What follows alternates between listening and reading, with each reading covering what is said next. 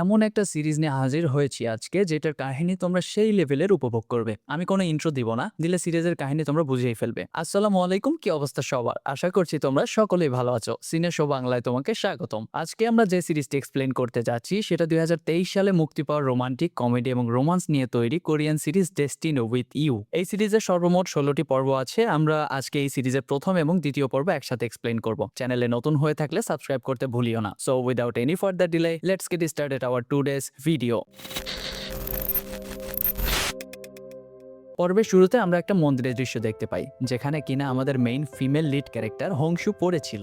আর ইতিমধ্যেই এন্ট্রি ঘটে আমাদের মেল লিড ক্যারেক্টার শিনিয়নের। অ্যান্ড বোঝার সুবিধার্থে আমরা একে শিন বলেই রাখবো। শিনকে দেখা মাত্রই হংসু ভাবতে থাকে শিন হয়তো তাকে নিতে এসেছে। ড্রিম রিপার হচ্ছে মানুষের মৃত্যুর সময় যারা তাকে নিতে আসে। তখন হংসু বলতে থাকে, এটা একদমই ঠিক হচ্ছে না, আমি তো এখন আমার বয়ফ্রেন্ডই বানাইনি, আর আমি এখনই মারা যাব। যাই হোক, ড্রিম রিপারটা হ্যান্ডসাম আছে আর বলতে থাকে, আমি মরার আগে একবার তোমার সাথে টি হাউসে যেতে চাই, তুমি কি আমার সাথে যাবে? কিন্তু শিন এইসব কিছুতে পাত্তা দেয় না, উল্টো তার একটা ছবি তুলে নিয়ে সেখান থেকে চলে যায়। এরপর আমাদেরকে 6 মাস আগের দৃশ্য দেখানো হয়, যেখানে একটা কনস্ট্রাকশনের কাজ চলছিল, কিন্তু সাধারণ মানুষ এতে খুশি ছিল না, তাই তারা প্রতিবাদ করতে থাকে। আর হংসু সেখানে আসে তাদেরকে শান্ত করার জন্য, কারণ হংসু ছিল একজন সিভিল সার্ভেন্ট ওয়ার্কার। ইতিমধ্যে একজন কর্মচারী বিল্ডিং থেকে পড়ে যায় আর ওইখানেই তার মৃত্যু ঘটে যায়। তারপর সিন চেঞ্জ হয়ে আমাদের শিনকে দেখানো হয়। শিন একজন নামকরা লয়ার, আর একটু আগে যে লোকটা মারা গেল তার কেস শিনের ওপরে এসেই পড়েছে। তখন হঠাৎ করে একটি রক্তমাখা লাল হাত শিনের গায়ে টাচ করে, আর শিন তখন বলতে থাকে, আজকের জন্য এতটুকু যথেষ্ট নয় কি? এমনিতে আমাকে কাল সকালে ট্রায়ালে যেতে হবে, আর আমি তো তোমাকে বলেছি যখন আমি ব্যস্ত থাকবো তখন আমার সাথে এরকম না করতে। তখনই হঠাৎ করে তার ফ্রেন্ড কিম সেখানে আসে আর জিজ্ঞেস করে, তুমি কার সাথে কথা বলছো? তখন শিন বলে, আছে কেউ একজন যে আমাকে অনেক অনেক অনেক লাইক করে। তখন কিম বলে, তুমি কি তোমার গার্লফ্রেন্ডকে চিট করছো? উত্তরে শিন বলে, আমাদের রিলেশন এতদূর পর্যন্ত পৌঁছায়নি, এমনকি আমি তো তার মুখও দেখিনি। তখন কিম বলে, রাত 3টা বাজে, তুমি ঘুমিয়ে পড়ো, কাল সকালে ট্রায়ালে যেতে হবে। পরের দিন আদালতে শিনের বিপরীত পক্ষের লয়ার বিচারককে বলতে থাকে, এই নিয়ে 31 জন মারা গেল ওই কনস্ট্রাকশন সাইডের কাজে, আর এই কনস্ট্রাকশন সাইডে কোনো রকম সেফটি ব্যবহার না করার কারণে এসব হচ্ছে। আর যার হাজবেন্ড ওই কনস্ট্রাকশনের কাজে মারা গেছে তিনি সিওর উপর কেস ফাইল করেছেন, আর সিওর হয়ে কেস লড়তে এসেছে শিন। শিন এখানে সবার সামনে বলে, যে কর্মচারী মারা গেছে তার মৃত্যুর জন্য দায়ী হচ্ছে তার ওয়াইফ। কারণ হচ্ছে তার ওয়াইফ ওই বিল্ডিং থেকে তাকে ইচ্ছাকৃতভাবে লাফ দিতে বলেছিল। এর কারণ হলো তাদের ছেলের ব্লাড ক্যান্সার হয়েছে, আর এই রোগীকে সুস্থ করার জন্য অনেক টাকার প্রয়োজন। তাই তারা দুজনে মিলে প্ল্যান করে যে তার হাজবেন্ড ওই বিল্ডিং থেকে লাফ মারবে, আর এতে করে পরজোর তার হাজবেন্ডের পা ভাঙবে। তারপর তারা ওই কোম্পানির ওপর কেস করবে, আর এতে করে কোম্পানি তাদেরকে অনেক টাকা অফার করবে। কিন্তু দুর্ভাগ্যবশত ওই দিন ওনার হাজবেন্ড মারা যায়, কারণ ওনার মাথার নিচে একটা রড কাটার পরে, যার কারণে তার মৃত্যু হয়। আর এই কথাটা ছিল সম্পূর্ণ সত্য, যার কারণে তার ওয়াইফ কান্না করতে থাকে। কেস জিতে যাওয়ার ফলে সিও কিছু লয়ারের সাথে পার্টি করছিল, আর সেখানে উপস্থিত একজন কো লয়ারের সাথে অসভ্যতামি করছিল। সেখানে অন্য আরেকটা লয়ার সেই মেয়েটাকে বাঁচানোর চেষ্টা করলে সিও রেগে গিয়ে সেই লয়ারের ওপরে মারধর করতে শুরু করে। তখনই সেখানে শিন চলে আসে আর তাকে আটকিয়ে ফেলে বলতে থাকে, এই রুমে 4টা ক্যামেরা লাগানো আছে, তুমি যদি এভাবে তাকে মারতে থাকো তাহলে তোমার উপর কেস হয়ে যাবে। গতকাল রাতের জন্য সকালে একটা মিটিং বসে অফিসে, আর এখানে বলতে থাকে যে সিও আমাদের লয়ারদের ওপর অনেক বাজে ব্যবহার করতে থাকে, তার একটা ব্যবস্থা করতেই হবে। তখন তাদের বস বলে, না, আমরা তার উপর কিছুই করতে পারবো না, কারণ তিনি অনেক ধনী আর আমাদের অনেক আগের ক্লায়েন্ট। তখন শিন বলে যে এভাবে বসে থাকলে তো হবে না, কিছু একটা করতে হবে। এরপর আমাদেরকে হংসর অফিসের দৃশ্য দেখানো হয়, যেখানে তার বস বলে হংসর ট্রান্সফার সিটি হলে হয়ে গেছে। আর সিটি হলে ট্রান্সফারের কথা শুনে হংস তো পুরোই অবাক, কারণ তার টিম লিডারের কথা মনে পড়ে যায়। হয়তোবা টিম লিডারের সাথে তার কোনো ঘটনা ঘটেছিল যার কারণে সে তার সামনে যেতে ভয় পাচ্ছে। এরপর সিন শিফট হয় আর আমাদেরকে একটা ইউটিউবারকে দেখানো হয় যে ওই হন্টেড হাউসে গিয়ে লাইভ করছে। আর যখন সে সেই হন্টেড হাউসের ভিতরে যায় তখন হঠাৎ করে তার পাশ দিয়ে কেউ একজন চলে যায়, যা দেখে সে প্রচুর পরিমাণে ভয় পেয়ে যায়। আর এই ভয়ে চোটে সে দৌড়াতে গিয়ে সেখান থেকে পড়ে যায় আর একটা কাটার সাথে তার মাথা কেটে যায়। তারপর এখানে সিন চেঞ্জ হয়, আমরা দেখতে পারি হংসু সিটি হলের ভেতরে প্রবেশ করছে, আর এখানে এসে সে গং সিউকে দেখতে পায়, যাকে আমরা গং বলে রাখবো, যে তার দিকে তাকিয়ে ডেভিল স্মাইল করছে। এটা দেখে তো হংসুর গাল পুরোই লাল হয়ে যায়। তখন গং বলে, তুমি কি সকাল সকাল মদ পান করে এসেছো নাকি? তোমার গাল এত লাল কেন? তখন সে বলে যে না, আমার গাল টেনশনে লাল হয়ে যায়। তখন গং বলে, হ্যাঁ, আমি তোমার টিম লিডার, তাই টেনশন হচ্ছে তো? তখন হংসু বলে, না না, তেমন কিছু না। গং বলে এমনটাই হওয়া উচিত, কারণ তুমি তো আমাকে পাস্টে টেনশনে ফেলে দিয়েছিলে। তারপর লাঞ্চ টাইমে সবাই যখন লাঞ্চ করতে যাবে তখন মিস্টার গং হংশুকে জিজ্ঞাসা করে তোমার কোন ক্যাফেতে যাওয়ার ইচ্ছা আছে। তখন হংশু তার পছন্দের একটি ক্যাফের নাম বললে মিস্টার গং বলে ঠিক আছে তুমি সেখানে গিয়ে খেয়ে আসো, আমরা 3জন ক্যাফেটেরিয়াতে যাবো। টিম লিডারের এই কথা শুনে হংশু বলে তাহলে আমিও তোমাদের সাথে ক্যাফেটেরিয়াতে যেয়ে লাঞ্চ করে আসি। তখন মিস্টার গং বলে না, তুমি তোমার পছন্দের যে কোনো একটা ক্যাফেটেরিয়াতে গিয়ে খেয়ে নাও, আর আমাদের সাথে তোমাকে আসতে হবে না। তারপর হঞ্জু তার পছন্দের একটা ক্যাফেটেরিয়াতে চলে আসে লাঞ্চ করার জন্য। তখন ক্যাফের সামনে দিয়ে একটা হ্যান্ডসাম ছেলে যাচ্ছিল, আর এর নাম হচ্ছে জেকিয়ং, আমাদের সেকেন্ড মেইন লিড ক্যারেক্টার। যেহেতু জেকিয়ং এর উপর হংশুর ক্রাশ ছিল তাই সে জেকিয়ংকে লুকিয়ে লুকিয়ে দেখতে থাকে, আর জেকিয়ং যখন তার দিকে তাকায় সাথে সাথে সে মুখ লুকিয়ে ফেলে, যার ফলে তার নাকে মুখে খাবার লেগে যায়। এরপর আমরা শিনকে দেখতে পারি যে একা একাই বলছিল এই লয়ারের কাজ কি আগের থেকে বোরিং ছিল নাকি এখনই আমার মন বসছে না। ইতিমধ্যে সে লাল হাত আবারও শিনের গালে এসে নাড়ে, আর সে বলতে থাকে তোমার হাতে এত রক্ত কেন লেগে থাকে, কখনো হাতটা ধুয়েও তো আসতে পারো না কি। আর তখনই হঠাৎ করে শিনের প্রচুর খারাপ লাগা শুরু হয় আর সে অসুস্থ হয়ে যায়। সিন শিফট হয়ে সিটি হলের দৃশ্য দেখানো হয়, যেখানে ওই ইউটিউবারের বাবা মা এসেছে আর বলছে তোমরা ওই শাপিত মন্দিরটাকে ভেঙে গুড়িয়ে দাও, ওই মন্দিরের জন্য আমাদের ছেলেটা মারা গিয়েছে। আর এটা বলে তারা চেঁচামেচি করতে থাকে। তখন হংশু এসে বলে আমি আপনাদের এই কাজটা করে দিব, কেননা পার্কের সাইডটা আমার দায়িত্বে আছে। তার পরের দৃশ্যে দেখানো হয় হংশু তার কলিগ সাবিয়ালকে নিয়ে সে হন্টেড হাউসের উদ্দেশ্যে রওনা হয়, আর হন্টেড হাউসের কাছে এসে সাবিয়াল তাকে একটা রেইনকোট ধরিয়ে দেয় আর বলে এখন তুমি একাই যাও, কেননা আমার এইসব বিষয় প্রচুর ভয় করে। কি আর করার, হংশু একা একাই মন্দিরের ভেতরে এসে পড়ে, আর তখন সে ওইখানে শিনকে দেখে প্রচুর ভয় পেয়ে যায় আর সে পা পিছলে নিচে পড়ে যায়। আর এই দৃশ্যই আমরা শুরুতে দেখে এসেছি। তখন শিন তার কাছে এসে একটা ছবি তুলে নেয়, আর হংশু বলতে থাকে আজকাল ড্রিম রিপাররাও কি মোবাইল ফোন ইউজ করে নাকি।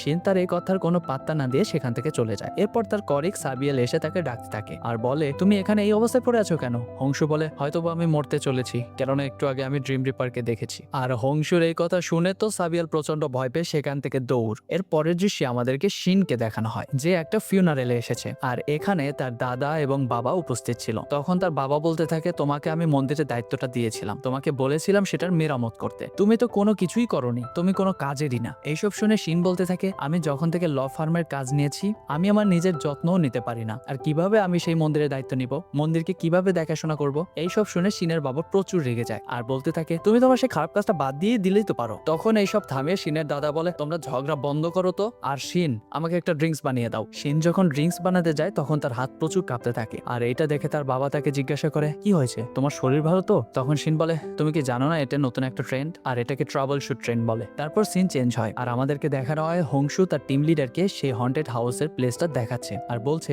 এটা অনেক হন্টেড একটা জায়গা, আর আমি ভেবেছিলাম এটা হয়তো সরকারি জায়গা, কিন্তু না, এটা কারো পার্সোনাল প্রপার্টি, তাই আমাকে এই কাজ করতে আরো কিছুদিন সময় দিতে হবে। আর এই কথা শুনে টিম লিডার তো প্রচুর রেগে যায়, হংশুকে উল্টা পাল্টা কথা শোনাতে থাকে আর বলতে থাকে তুমি যেহেতু কাজটা নিয়েছো তাই তাড়াতাড়ি সেরে ফেলো, আর আশেপাশে মানুষকে জিজ্ঞেস করে তার ঠিকানা বের করো। তারপর হংশু কিছু মানুষকে জিজ্ঞেস করতে যায়, তখন তারা বলে যে এর মালিক এখানে আর থাকে না, তবে এর দায়িত্ব একটা বড় লয়ারের কাছে আছে, আর তারা তাকে তার ঠিকানাও দিয়ে দেয়। তারপরে দৃশ্যে দেখানো হয় শিন এসেছে ডক্টরের কাছে তার হাতের চেক আপ করানোর জন্য। তখন ডক্টর তাকে বলে এটা একটা জেনেটিক ডিসঅর্ডার, আর তোমার হাত এবং তোমার পা আস্তে আস্তে অবশ হয়ে যেতে পারে, আর বেশি সমস্যা হলে তোমার কথা বলাটাও বন্ধ হয়ে যেতে পারে। ডক্টরের এইসব কথা শুনে শিন ডক্টরকে জিজ্ঞেস করে তাহলে এর চিকিৎসা কি। ডক্টর বলে এর কোনো চিকিৎসা নেই, তবে তোমাকে স্ট্রেচ কম নিতে হবে। পরের দৃশ্যে আমরা দেখতে পাই হংস সেই ফার্মে চলে আসে যেটা কি না সে গ্রামের লোকদের থেকে পেয়েছিল, আর লিফটের ভিতর ঢুকতেই শিনকে দেখতে পায় আর প্রচুর ভয় পেয়ে যায়। সে বলতে থাকে তুমি এখানে কেন এসেছো, তুমি সেদিন আমাকে নিতে পারোনি, আজকে কেন আমাকে নিতে এসেছো, তুমি আমার পিছু করা বন্ধ করে দাও প্লিজ। তখন শিন বলে আমি কখন তোমার পিছু করলাম, তুমি তো এই লিফটে আমার পরে ঢুকলে। তখন হংস বলতে থাকে তাহলে তুমি কোনো ড্রিম রেপার না, তুমি একজন সাধারণ মানুষ। তো শিন এইসব কোনো কিছুর উত্তর না দিয়ে সেখান থেকে বেরিয়ে যায়। তারপর হংসু রিসেপশনে গিয়ে জিজ্ঞেস করে এখানে মিস্টার জংশিওনের রুম কোনটা। তখন রিসেপশনার বলে আপনি যার সাথে মাত্র লিফট থেকে বের হয়েছেন তিনিই তো মিস্টার জংশিওন। তারপর হংসু সোজা শিনের কেবিনে চলে যায় আর বলতে থাকে ওই দিন তুমি তো সেই হন্টেড হাউসে ছিলে তাই না। তখন শিন বলে হ্যাঁ। হংসু বলে আমি সেদিন তোমার জন্য ভয় পেয়ে গিয়েছিলাম, তুমি আমাকে ওভাবেই ওইখানে ফেলে রেখে এলে, একটা অ্যাম্বুলেন্স তো কল করতে পারতে। তখন শিন বলে তুমি আমার অনুমতি ছাড়া আমার প্রপার্টিতে হাতাহাতি করতে গিয়েছো, আর আমি কিনা তোমার উপর মায়া দেখাবো। তখন হংসু বলে শোনো আমি কোনো হাতাহাতি করতে গিয়েছিলাম না, আমি একজন সিভিল সার্ভিস ওয়ার্কার, আর আমি আমার কাজ করতে গিয়েছিলাম, বুঝেছো। তাছাড়া আমি যদি সেদিন মরে যেতাম তাহলে কি হতো, মরে গেলে যেতে, তাতে আমার কি, আমি কি তোমাকে সেখানে যেতে বলেছিলাম। হংসু বলে সে যাই হোক বাদ দাও, তুমি তোমার সেই মন্দিরটা ভেঙে ফেলো। শিন বলে সম্ভব না। হংসু বলে কেন, সেখানে একজন মানুষ মারা গিয়েছে তো, আর তুমি এসব কি আবল তাবল বলছো। শিন বলে আমি তো তাকে বলিনি সেখানে যেতে, সে নিজের ইচ্ছায় সেখানে যেয়ে মারা গিয়েছে, এতে আমি কি করতে পারি। তখন হংসু বলে তুমি যদি আমার কথা না শোনো তাহলে আমি সরকারি নোটিশ পাঠাবো। তখন শিন বলে তুমি তুমি নোটিশ পাঠাও, আমি তোমার উপর মিথ্যা আরোপ দিয়ে তোমাকে এই কেসে হারিয়ে ফেলবো। আর এছাড়াও আমাকে এইসব বলে লাভ নেই, তুমি জমির মালিকের সাথে যে কথা বলো আর আমার মাথা খেও না, এখান থেকে বের হও। হংসু তখন সেখান থেকে না যাওয়ার শিন বলে, তুমি এখন এখানে দাঁড়িয়ে আছো কেন? নাকি হ্যান্ডসাম ড্রিম রিপারের সাথে টি হাউসে যেতে চাও? এইসব শুনে হংসু তো প্রচুর লজ্জা পায় আর সেখান থেকে বের হয়ে পড়ে। আর সে ভাবতে থাকে, ওই দিন আমি সবকিছু জোরে জোরে বলেছিলাম।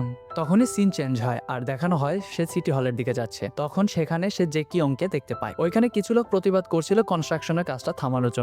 আর তখন সেখানে থাকা একজন লোক জে কিয়ং এর ওপর পানি মারতে যায়। তখনই হংসু তার সামনে এসে তাকে বাঁচিয়ে ফেলে আর তাড়াতাড়ি সেখান থেকে পালিয়ে যায়। এরপর হংসু অফিসে চলে আসে আর সে মিস্টার গংকে বলতে থাকে সেই মন্দিরের মালিক সেটাকে ভাঙতে চায় না, তাই আমার আরো কিছুদিন সময় লাগবে সেটাকে ভাঙার জন্য। তখন মিস্টার গং তার উপর রেগে যায় আর বলতে থাকে, যে করেই হোক তুমি যত দ্রুত সম্ভব পারো সেই মন্দিরটাকে ভেঙে ফেলো, আর এই কাজ না করা পর্যন্ত আমার সামনে এসো না। তারপরের দৃশ্যে দেখানো হয় শিন তার গার্লফ্রেন্ড ইয়নের সাথে দেখা করতে এসেছে আর ইয়ন বলতে থাকে, তুমি যে এক সপ্তাহ ধরে আমার খোঁজ খবর নেও না, আমি কি এর জন্য তোমার উপর কেস করে দিব নাকি? আর শিন তখন বলে, আরে তুমি এত রেগে যাচ্ছ কেন? আমি তো আমার কাজের জন্য ব্যস্ত ছিলাম। তখন ইয়ন বলে, তুমি তোমার কাজকে গার্লফ্রেন্ড বানিয়ে নাও আর তোমার রুমটাকে তুমি আদালত বানিয়ে নাও, তাহলেই তো হয়। এর পরের দৃশ্যে হংসু যখন কাজ থেকে বাড়ি ফিরছিল তখন লিফটে তার সাথে জে কিয়ং এর দেখা হয় আর জে কিয়ংকে দেখা মাত্রই তার গালগুলো একদম লাল হয়ে যায়। জে কিয়ং তাকে জিজ্ঞেস করে, তুমি ঠিক আছো তো? তোমার গাল এত লাল হয়ে গেছে কেন? তখন হংসু বলে, না আমার গাল এমনিতেই হঠাৎ হঠাৎ লাল হয়ে যায়। তখন জে কিয়ং বলে, তুমি আজকে এমনটা করলে কেন? যদি সেখানে পানির বদলে এসিড হতো? তখন হংসু বলে, কি আর হতো, আমার গালটা পুড়ে যেত। তখন জে কিয়ং বলে, আমি মজা করছি না তোমার সাথে, তোমার জন্য আমার চিন্তা হয়। আর তখন যাওয়ার সময় বলে, তুমি আর সেই টেম্পলটাকে নিয়ে টেনশন করো না, আমি সেটা দেখে নিব।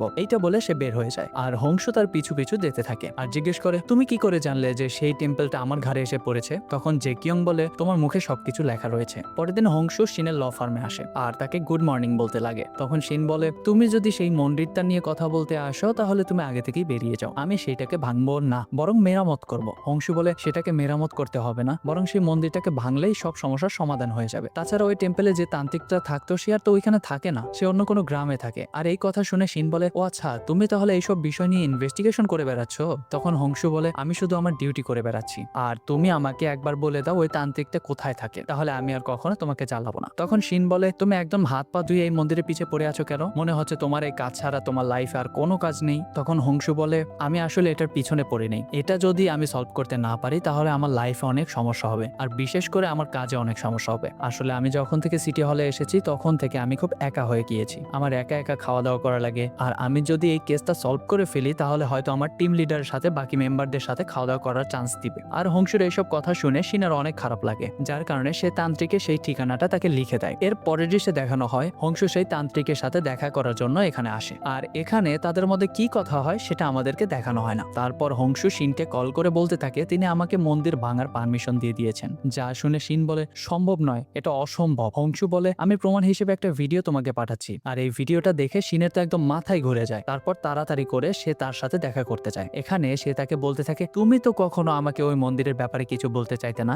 আর তার কাছে যেতেও দিতে চাইতে না, তাহলে এখন কি হলো যে একটা অচেনা মেয়ে এসে তোমার কাছে সেই মন্দির ভাঙার পারমিশন নিয়ে চলে গেল? এরপর তান্ত্রিক তাকে উত্তর দেয়, এটা সেই মেয়ে যেই মেয়েকে তুমি হত্যা করেছিলে আর যেই রক্তমাখা হাতটা সবসময় তোমার গালে টাচ করে, এটা সেই মেয়েরই হাত, এবং বলে তুমি তোমার পাপের শাস্তি ঠিকই পাবে আর এই মেয়েটাই তোমাকে তোমার পাপের শাস্তি থেকে মুক্তি করবে। তাছাড়া উডেন বক্সের মালিককে পাওয়া গিয়েছে আর এই মেয়েই হচ্ছে সেই উডেন বক্সের মালিক। এর পরের দৃশ্যে দেখানো হয় হংসু জানতে পেরেছে তার টিম মেম্বার্সরা পার্টি করছে আর সে তার কলিগ সাবিয়ালকে কল করে জিজ্ঞাসা করে, কোথায় তোমরা? তখন সাবিয়াল বলে, আমি তো বাসায় চলে যাচ্ছি। কিন্তু এখানে হংসু বুঝে যায় তারা সবাই পার্টি করতে যাচ্ছে আর সে মন খারাপ করে। অন্যদিকে দেখানো হয় সেই হন্টেড টেম্পলটা ভেঙে ফেলা হয়েছে আর এখানে শিন একটা উডেন বক্স পেয়েছে। অন্যদিকে হংসু যখন কাজ করে বাসায় ফিরছিল তখন সে তার কলিগদের দেখতে পায় তারা পার্টি করে বাসায় ফিরছে আর এটা দেখে হংসুর প্রচুর মন খারাপ হয় আর সে সেখানে বসেই কান্না করতে থাকে। সে ভাবছিল যে হয়তো সে এই কেসটাকে সলভ করে ফেললে তারা সবাই তার সাথে ভালো ব্যবহার করবে, তাকে নিয়েও তারা খাওয়া দাওয়া করবে, লাঞ্চ করবে, কিন্তু এখানে কিছুই হলো না। তাই সে মন খারাপ করে বসে বসে কান্না করতে থাকে। এমন সময় সেখানে শিন চলে আসে আর তাকে জিজ্ঞেস করে, তুমি কান্না করছো? তখন হংসু কোনো উত্তর দেয় না। তখন শিন তাকে জিজ্ঞেস করে, আমি কি থাকবো নাকি চলে যাব? তখন হংসু বলে, তুমি চলে যাও, এটাই ভালো হবে। তখন শিন বলে, কিন্তু আমি তো চাই যে তুমি আমার সাথে যাও, আর এটা বলে সে তার দিকে হাত বাড়িয়ে দেয়। তখন হংসু বলে, তোমার সাথে তো আমার মন্দির ভাঙার কাজটা শেষ হয়ে গিয়েছে, তাহলে এখন আমাকে দিয়ে তোমার কি কাজ রয়েছে? তখন শিন বলে, আসলে আমি তোমাকে কিছু গিফট করতে চাই। হংসু বলে, তোমার গিফট আমি নিতে পারবো না। তখন শিন বলে, আসলে তোমার একটা জিনিস আমার কাছে রয়ে গিয়েছে আর সেটাই তোমাকে ফেরত দিতে চাই। তারপর সেই উডেন বক্সটা হংসুকে দেখায় আর বলে, এটা তোমাকে তান্ত্রিক ইয়োনাল দিয়েছে। তান্ত্রিক ইয়োনালের কথা শুনে হংসু তো পুরাই খুশি হয়ে যায়, কিন্তু পরক্ষণে আবার বলে বলে কিন্তু আমি এই বক্সটা নিতে চাই না, এই বক্সটা দিয়ে আমি কি করব, এটা কোনো কাজেরই না। হংসুর এইসব কথা শুনে শিন তাকে জোর করে সেই বক্সটা ধরিয়ে দেয় আর বলে চলো আমি তোমাকে তোমার বাড়ি পর্যন্ত পৌঁছে দিয়ে আসি। তখন হংসু বলে যাদের সাথে আমার কাছের কোনো সম্পর্ক নেই তাদের গাড়িতে আমি উঠি না। আর এটা শুনে শিন বলে ও তাহলে তো ম্যাডামের অনেক সমস্যা হয় না, মানে বাস ড্রাইভার ট্যাক্সি ড্রাইভার সবার সাথেই তো ভালো সম্পর্ক তৈরি করতে হয় তাই না। যাই হোক তুমি বাড়ি গিয়ে এই বক্সটা সবার আগে খুলবে আর এই বক্সটার ভিতরে কি পেয়েছো সেটা সবার আগে কল করে আমাকেই জানাবে। যাই হোক বাস ড্রাইভার ট্যাক্সি ড্রাইভার বন্ধুদের সাথে বাড়ি যাওয়ার জন্য তোমাকে গুড লাক, এটা বলে সে সেখান থেকে চলে যায়। তারপরের সিনে দেখানো হয় হংসু বাসায় এসে উডেন বক্সটা খোলার অনেক চেষ্টা করে, কোনো উপায় না পেয়ে সে একটা হাতুড়ি নিয়ে উডেন বক্সটাকে ভাঙতেই যাবে, ঠিক তখনই তার ঘরের লাইটটা নষ্ট হয়ে যায়। আর তখন হংসু সেই উডেন বক্সটাকে লাথি মেরে বলে এসব ফালতু বক্স খোলার টাইম আমার কাছে নেই। আর অন্যদিকে শিন ভাবছে সে ওই বক্সটাকে খুলতে পেরেছে নাকি, তখন সে কল করে হংসুকে বলে তুমি কি বক্সটা আদৌ খুলতে পেরেছো। হংসু তাকে উল্টাপাল্টা কথা বলতে থাকে, তুমি আমাকে এত রাতে কেন কল দিয়েছো, এটা কি এত রাতে কল দেওয়ার জায়গা নাকি। তখন শিন বুঝে যায় হংসু ড্রিঙ্কস করে এসেছে, তখন বলে এসব ড্রিঙ্কস করা বাদ দাও আর তাড়াতাড়ি সেই উডেন বক্সটাকে খোলো। তখনই শিনের মা তাকে ডাক দিতে আসে আর এইসব শুনে হংসু বলে ওর তো মা রয়েছে আর আমার তো কেউই নেই। পরের দৃশ্যে আমরা জে কিয়ংকে দেখতে পারি যে ওর বসকে বলছিল আমরা এবারের কেসটা হেরে গিয়েছি আর আমাদের মনে হচ্ছে আমাদের একটা ভালো লয়ারকে হায়ার করতে হবে যেন আমরা কেসটাকে জিততে পারি। তারপর দেখানো হয় হংসু একটা দোলনায় বসে খাবার খাচ্ছিল আর ঠিক তখনই শিন তাকে কল করে আর জিজ্ঞাসা করে তুমি কি বক্সটা খুলেছো। হংসু বলে না আমি এখনো খুলিনি। শিন জিজ্ঞেস করে কেন। হংসু বলে কারণ আমার কাছে অত সময় নেই। তখন শিন বলে তুমি এসব ফালতু কথা বাদ দাও আর তাড়াতাড়ি ওই বক্সটা খুলে আমাকে কল করো। পরের দৃশ্যে আমরা জে কিয়ং আর শিনকে দেখতে পাই, এরা আগে থেকে একে অপরকে চিনত। তখন শিন জিজ্ঞেস করে তুমি এখানে কেন এসেছো। জে কিয়ং বলে আমি তোমার জন্য একটা কাজের অফার নিয়ে এসেছি, তুমি কি সিটি হলের হয়ে কাজ করতে চাইবে। শিন বলে তুমি কি জানো আমি কত স্যালারি নেই। তখন জে কিয়ং বলে আমি জানি না আর জানতেও চাই না, আর আমাদের কোম্পানি তোমাকে অত টাকা পেও করতে পারবে না, তবে তুমি যদি এখানে কাজ করো অনেক বড় বড় কোম্পানির কেস সলভ করার সুযোগ পাবে। তখন শিন জিজ্ঞেস করে এই বড় বড় কোম্পানির মধ্যে কি হং কোম্পানিও আছে নাকি। তখন জে কিয়ং বলে হ্যাঁ অবশ্যই আছে। তারপর সিন চেঞ্জ হয়, হংসু শিনকে ভিডিও কল করেছে আর শিন হংসুকে দেখে বলতে থাকে তোমার মুখ দেখার আমার কোনো ইচ্ছা নেই। তখন হংসু বলে আমারও তোমাকে মুখ দেখানোর কোনো শখই নেই, আসলে আমি তোমার সামনে ভিডিও কলে এই উডেন বক্সটা খোলার জন্যই কল করেছি। এরপর শিনের সামনে সে নানা ট্রিক্স এবং তন্ত্র মন্ত্র ব্যবহার করে কিন্তু ওই উডেন বক্সটা খুলতেই পারে না। এরপর সে শিনকে বলে দেখলে তো উডেন বক্সটা খুললো না, এরপর থেকে আমাকে আর বিরক্ত করো না প্লিজ, যখন উডেন বক্সটা খুলে যাবে তখন আমি নিজে থেকেই তোমাকে কল করে জানিয়ে দিব। পরের দিন কনস্ট্রাকশন সাইডের সিও সব লয়ারদেরকে একটা করে দামি ঘড়ি গিফট করে আর সবার কাছে ক্ষমা চায়, কিন্তু সে মন থেকে ক্ষমা চাচ্ছিল না। তারপর যখন সিও চলে যাচ্ছিল সবাই তার সামনে মাথা নত করে কিন্তু শিন এখানে মাথা নত করে না। তখন সিও রেগে যেয়ে বলতে থাকে তোমাদের ঘড়ির পিছনে আমি কত টাকা ব্যয় করেছি তুমি জানো, আর তুমি আমাকে সম্মান দিতে পারো না। তখন শিন বলে আমি এখান থেকে জব রিজাইন করে ফেলেছি, এখন আমি আর এখানে চাকরি করি না, সো আমি সম্মান দেখাতে পারবো না। এটা বলে সে চলে যায়। এর পরের দৃশ্যে আমরা হংসুকে দেখতে পাই, সে বাসায় বসে একা একা খাওয়া দাওয়া করছিল আর কি মনে করে যেন সে এখানে গান চালিয়ে দিয়ে নাচানাচি শুরু করতে থাকে। তখনই তার চোখ যায় লাইটের দিকে, তখন সে লাইটটাকে ঠিক করতে যায় কিন্তু সে চেয়ার থেকে পড়ে যায় আর অনেক আঘাত পায়। তখন সে কল্পনা করতে থাকে যে কেউ তাকে আদর করছে আর বলছে তুমি কেন এসব করতে যাচ্ছ, তুমি আমাকে বললেই তো পারতে, আমি তো আছি এসব করার জন্য। আর ঠিক তখনই তার কল্পনা ভেঙে যায়, সে নিজেই নিজেকে বলতে থাকে সে কি পারে না একটু আমাকে ভালোবাসতে। তখন তার নজর যায় সেই বক্সটার দিকে, দেখে বক্সটা আপনা আপনি খোলা রয়েছে। এরপর আমরা শিনের বাড়ির দৃশ্য দেখতে পাই যেখানে তার বাবা বলছে তুমি তো এখন নিজে বিয়ে করে নিলেও পারো। তখন তার মা এসে বলতে থাকে তুমি তাকে জোর করছো কেন বিয়ের জন্য। তখন সে শিনকে বলে তুমি বিয়ের জন্য এত টেনশন করো না তো বাবা, দেখো না বিয়ের পর আমার অবস্থা কেমন হয়ে গিয়েছে। আর এইসব নিয়ে শিনের বাবা মার মধ্যে আবারও ঝগড়া লেগে যায় আর এইসব দেখে শিন আবার তার রুমে চলে আসে আর সে জে কিয়ং এর বিজনেস কার্ডটা দেখতে থাকে। অন্যদিকে হংসু সেই উডেন বক্সটা খুলে ফেলেছে আর সেখানে সে অনেক তন্ত্র মন্ত্রের একটা বই দেখতে পায় যেখানে কিনা প্রেমের মন্ত্র ছিল,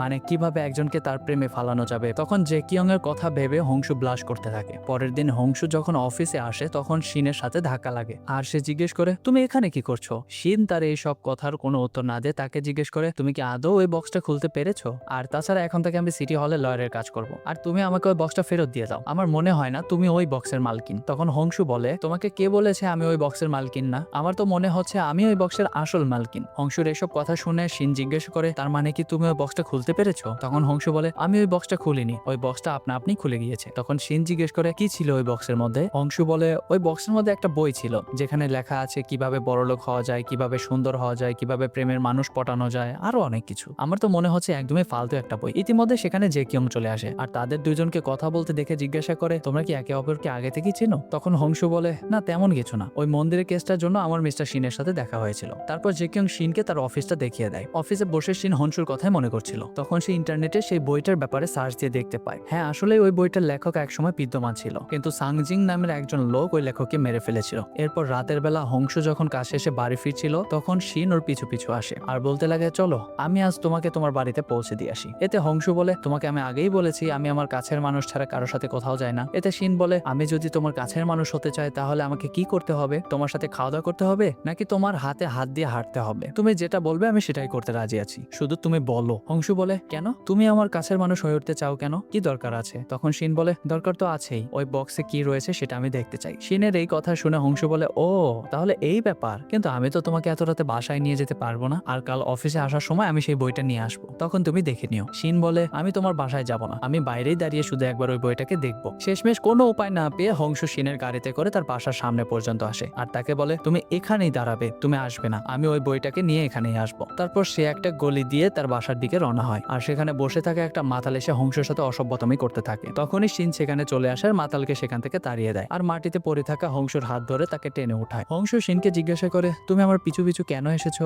শিন উত্তর দেয়, অ্যাকচুয়ালি আমি বোর হয়ে যাচ্ছিলাম, আর তাছাড়া তুমি যেহেতু এত রাত করে বাড়ি ফিরো, তুমি তোমার ফ্যামিলির কাউকে বলতে পারো না আগিয়ে নিয়ে যেতে? তখন হংসু বলে, আমার ফ্যামিলি নেই, আমি একাই থাকি। এরপর হংসু শিনকে তার বাসার ভেতর নিয়ে যায় এবং তাকে দিয়ে সেই লাইটটা ঠিক করানোর কাজে লাগিয়ে দেয়, কিন্তু শিনের হাত আবারও প্রবলেম শুরু করে দেয়, যার ফলে সে আর লাইটটা ঠিক করতে পারে না। এরপর হংসু শিনকে সেই মন্ত্রের বইটা এনে দেয় আর মন্ত্রের বইটা হাতে নিয়ে শিন অনেক বেশি সিরিয়াস হয়ে যায়। সেখানে সে একটা মন্ত্র পায় যেটায় লেখা ছিল কিভাবে অভিশাপ থেকে মুক্ত পাওয়া যায়। তখন সিং হংসুকে বলে, তুমি এই মন্ত্রগুলো সব রেখে দাও, শুধুমাত্র একটা মন্ত্র আমাকে দিয়ে দাও। এতে হংসু তাকে ডিরেক্ট না করে দেয়। তখন শিন তাকে রিকোয়েস্ট করতে লাগে। হংসু বলে, আচ্ছা ঠিক আছে, আমি তোমাকে মন্ত্রটা দিয়ে দিব। পরের দৃশ্যে আমরা শিনের গার্লফ্রেন্ড ইয়নকে দেখতে পাই। ইয়নের সাথে দেখা হলে তাকে জিজ্ঞাসা করে, তুমি এখানে কি করছো? হংসু বলে, এই কথাটা তো আমিও তোমাকে জিজ্ঞাসা করতে পারি যে তুমি এখানে কি করছো, তাছাড়া তুমি কি মেয়রের মেয়ে? ইয়ন বলে, হ্যাঁ। তারপর তারা দুজন একটা জায়গায় বসে। ইয়ন বলে, আমি জানি এই কথাগুলো বলার জন্য অনেক লেট হয়ে গিয়েছে, তারপরও আমি তোমাকে সরি বলতে চাই। ওই অ্যাক্সিডেন্টের জন্য শুধু তোমারই সমস্যা হয়নি, আমারও অনেক সমস্যা হয়েছে। আমাকে বিদেশ পড়তে যেতে হয়েছিল